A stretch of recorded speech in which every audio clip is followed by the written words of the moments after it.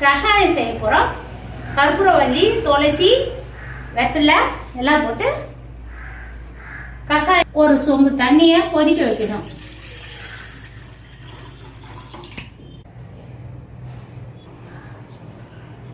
சீரகம்,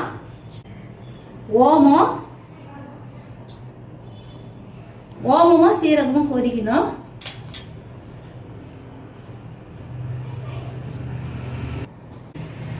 கற்பூரவள்ளி, துளசி, வெற்றிலை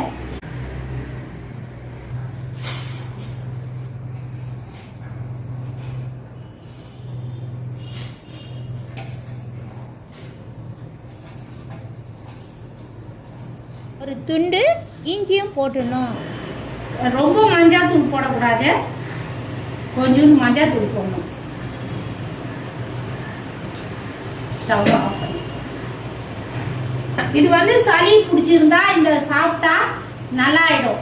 கோல்டு, கரகரப்பு, ஜுரம் இதெல்லாம் வந்தா இதெல்லாம் சாப்பிட்டா, இந்த மாதிரி செய்து சாப்பிட்டா நல்லாயிடும். வடிகட்டிக்கலாம்.